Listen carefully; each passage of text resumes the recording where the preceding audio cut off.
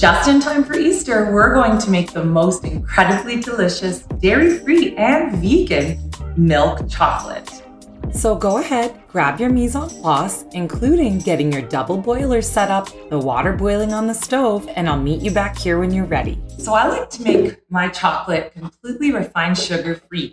So we're going to use some cane sugar, and you can just buy some regular organic cane sugar, and we're just going to powder it. And I like to mix it with coconut sugar. I just find the mix of the two sugars gives such a lovely flavor.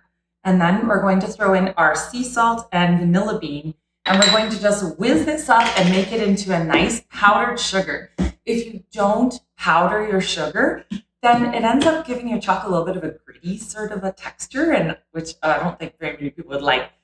So let's go ahead and blend it up. So we're just going to start on low and slowly increase it to high.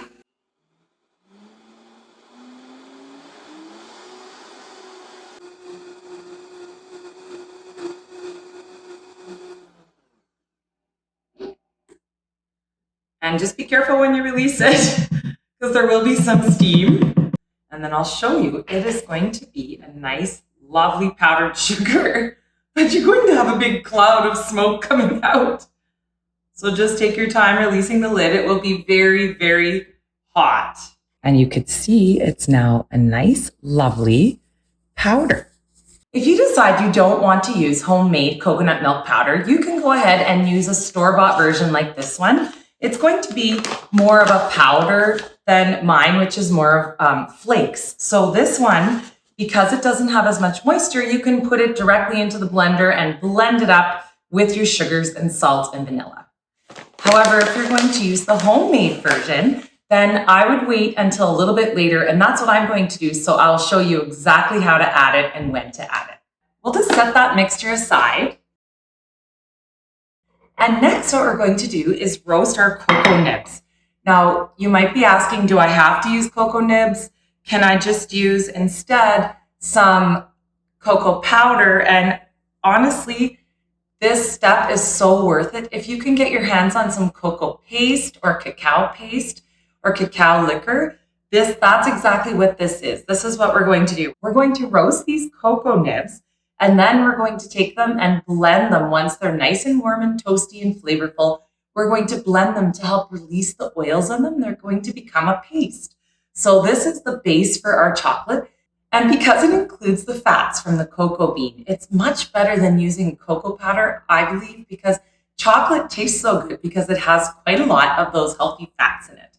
So let's go ahead and roast these up. So just grab a baking tray with some parchment on it and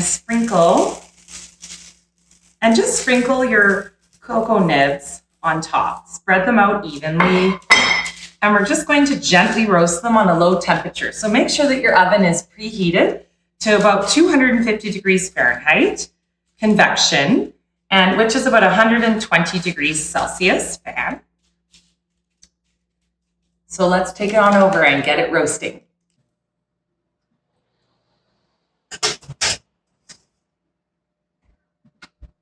So we'll just roast those cacao nibs for 10 minutes. So while your cocoa nibs are roasting in the oven, the next thing you're going to do is just dump your sugar into another bowl. And that way you'll be able to use your blender again. So don't worry if there's still some stuck on the sides. Just clean it out as good as you can and get it out of your blender, because you're going to want to blend your cocoa nibs or cacao nibs, depending on what you choose or what brand that you get, into your blender. So just get it as clean as you can and shake out as much as you can into the bowl, and then just set it aside. As soon as the water has boiled, shut your stove off. Just place your bowl on top. Make sure it's not touching the bottom, actually touching the water. Then what we'll do is just place our cacao butter directly in there, and you'll notice that almost immediately it begins to melt. And just start to mix it. So while your cacao nibs are roasting, that's when you're going to melt half of your cacao butter. And this, I only melt half because we're going to add the other half when we're tempering our chocolate, which is cooling it down after we've made it. In this recipe, I choose to use half cacao butter and half cocoa butter. And you can read more about the difference between those on our website, AmericanCrazy.com, and the link will be in the description below. But basically, the main reason that I do it this way is because I find the cacao butter has quite a strong flavor. And with the milk chocolate especially, I find for my kids, it's a little too strong if I do the entire thing cacao butter. So the cocoa butter has a little bit less of a strong flavor. So if I mix the two together, it's just perfect. So this is almost ready to go.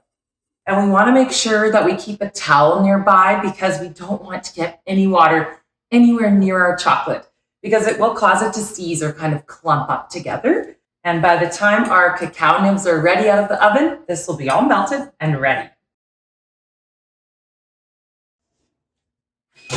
Oh my goodness, this smells so amazing. You could see it here.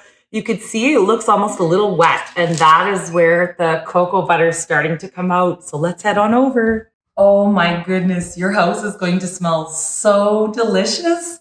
Once you take these cocoa nibs out of the oven, you're going to be so excited.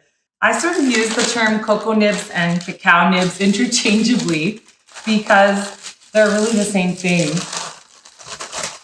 So, and now we're just going to pour it in. If you happen to have 2 different containers for your high-speed blender, you can go ahead and use a clean one. Just make sure there's absolutely no water. We want to be keeping water completely away, which is why I have not washed my container.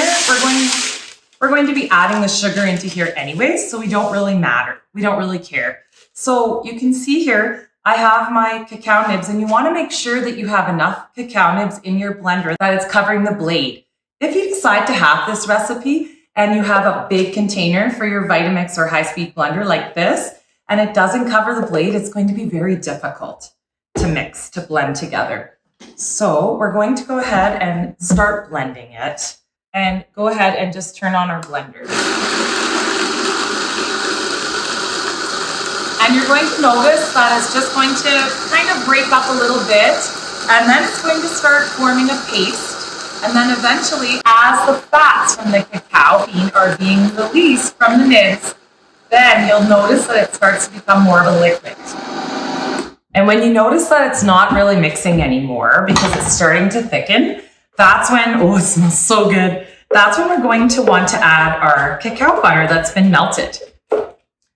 So we'll head on over. Now your double boiler, if you're using one, same thing, or if you're using just your bowl, just make sure that you really wipe the bottom off well. We don't want any water to go anywhere near our chocolate, but you can see it's a nice liquid now, and we're just going to pour that directly in with our cocoa nibs, our roasted cocoa nibs.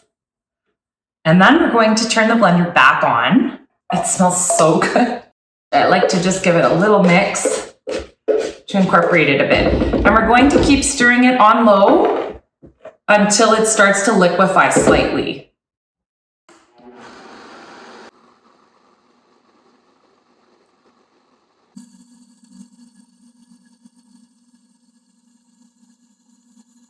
And then we're going to turn it up to high slowly.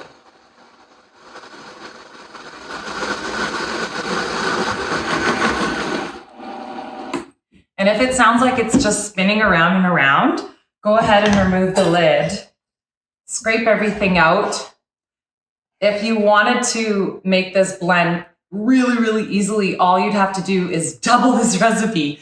However, it's a lot of chocolate, or use a smaller container. But if you're like me and you just have either a really tiny container or a big one like this works just fine. You just have to take the extra moment to scrape down all the sides. Oh, it smells so delicious. Try to get it to become a nice smooth paste. And we're going to blend it again. And I just like to turn it up just to the point where I can hear it mixing really well and it's not just spinning.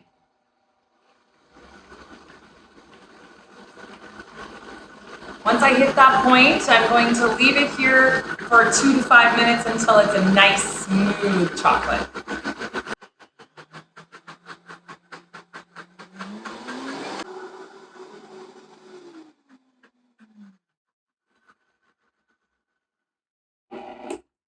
Now, when you open it, it's going to be a little hot, so there'll be some steam coming out of it. The last thing we're going to do with the blender is add in our homemade coconut milk flakes. If you're using the homemade version, this is when you add it in. So just wait for some of the steam to come off. Remove the lid, and oh, it's already looking so amazing. So this is basically what you would do when you're going to make the dark chocolate. You don't need to add in the coconut milk flakes at all. So we're just going to add those in. But for the milk chocolate, we will. So we'll add those in, and we can just add them all in at once. And we're going to turn the blender back on.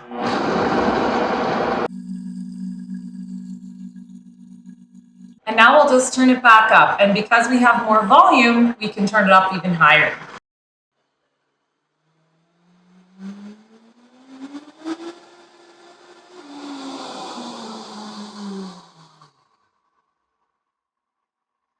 Once your chocolate has been mixing for about 2 to 5 minutes or so, you're going to slowly release the steam.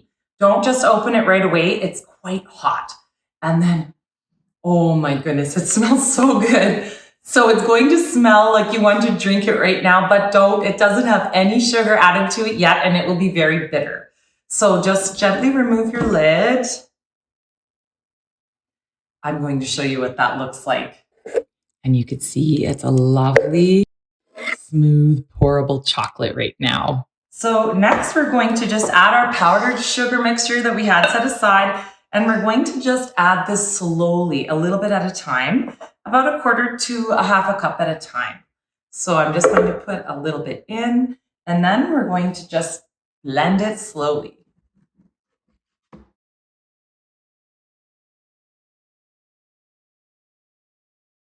Oh, it's starting to smell so good. You're going to want to lick it up.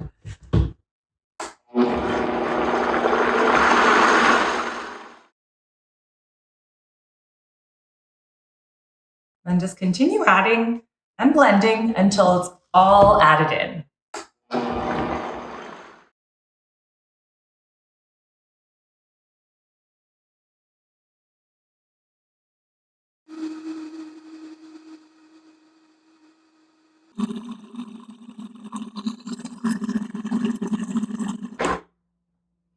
This is the point when you're going to want to literally drink it.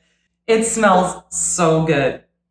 Oh my goodness. And now I'm going to show you again how beautiful this is. Now a beautiful melted milk chocolate that's completely dairy-free, vegan, refined sugar-free, additive-free, and no processed anything in there. Look at that. Oh, I can't wait to try it. The next step with our chocolate is to temper it. So what we're going to do is to actually pour our chocolate into a container out of our blender. Oh, look at that. Oh my goodness. And we're going to add the rest of our cacao butter. And so cocoa butter is not as strong flavored as the cacao butter. So I find because my children eat this, they just love it. So try to scrape out as much as you can. And then you might want to lick out the rest. I don't know, just saying. And then you're going to make sure not to get any of the water anywhere near your chocolate. But you have your nice ice bath here. And then you're just going to place it in there. Make sure it's in there nice and securely. Then I'm just going to add my solid cocoa butter. And you could just do cacao butter still if you wanted to. And while I'm doing that, I'm going to continuously mix. So we're just cooling it down. And if you want, you can use a candy thermometer to be able to see the exact temperature and be more exact. I find that this technique works really well, and it allows the chocolate to have a nice snap and a lovely shininess to it. However, it's not the most accurate the way that I do it because I don't check the temperature. And the chocolate is tempered. So as soon as we find the cocoa butter is completely melted in there, I'm going to remove it. And to make sure that no water gets anywhere near it, I'm just going to dry the bottom. It smells so good. Okay, and we'll get rid of that water. And there we go, our lovely chocolate. Now we're ready to pour it into our molds. And this is the really fun part. I made these just plain and simple milk chocolate. However, this is the point when you can add any flavor that you like. Some edible oils to make some peppermint milk chocolate or some salted caramel flakes. Find my recipe in the link below. Some nuts, some dried fruit, spices, chopped cocoa nibs, whatever your heart desires. So now just go ahead and grab your choice of molds and we're going to pour it in. And what I like to do is just either place it on a nice cutting board this way or just on a baking tray. And that's what I'll do with these ones. I found these adorable ones here at Michael's craft shop in Calgary, but you can get these also at Amazon. And with Easter coming up, I'm going to make these chocolates and leave them out for the Easter bunny so that everyone in my family can enjoy some Easter chocolates. So you can use any shape of mold that you like. And we're just going to make, first of all, some nice chocolate bars.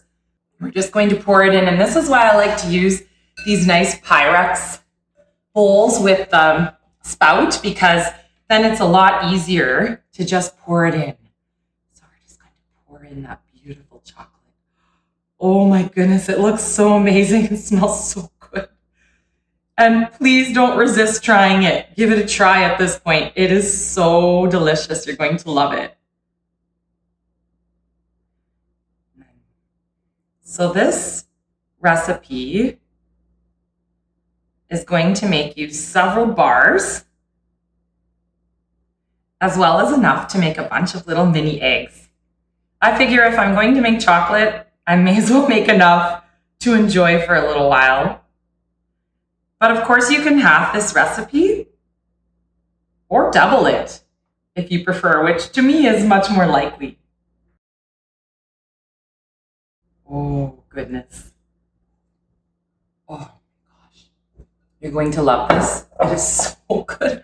Okay, off to wash my hands. So once you've got your chocolate poured into your molds, what I suggest doing is just leaving these on the countertop for an hour to 2 hours, just to set a little, and then placing it directly into the refrigerator or the freezer, whichever you prefer. All of those directions are in the description below and the link at TurmericMeCrazy.com. And now for my beautiful little Easter eggs.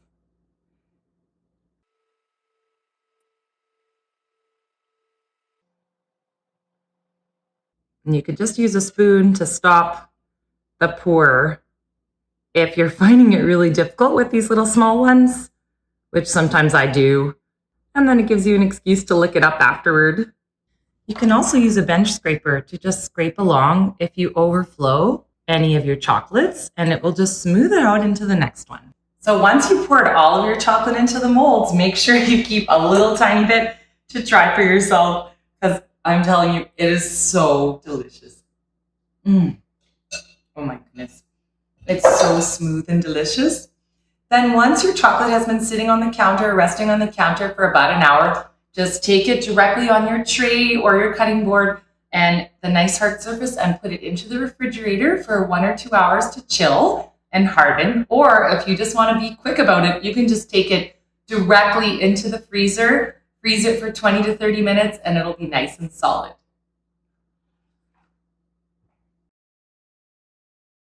Once your chocolate has been chilling, you can take it out and just remove it from all of the silicone molds and just carefully pop it out. And look at that, a beautiful milk chocolate bar that snaps when you break it and tastes just incredible. Oh my goodness, you're going to love this. It is so delicious. And we also made some beautiful little Easter eggs for the Easter bunny. And this chocolate you can grate. It grates just beautifully. You can obviously have it whole like this, and it melts down beautifully so you can dip in your fruit or whatever you'd like to use. And it chops quite beautifully. Okay. So to store this, you can either wrap it in some parchment. Once you've wrapped your chocolate in some parchment, you can then just place it in a Ziploc bag or an airtight container, and it'll stay fresh for up to 2 weeks, but I promise it won't last that long. Or you can place it into the freezer and it's absolutely beautiful there, and it will last a lot longer. Ours never lasts very long. It gets gobbled up right away. You can also take some foil if you want to make it look like a chocolate bar that you get at the store. And you can actually wrap it in parchment and just wrap it up in the foil. And you'll have a nice, lovely chocolate bar this way. I hope you enjoyed making this beautiful dairy-free vegan milk chocolate with me, and have a very lovely and happy Easter, everyone. Take care. So good. Delicious.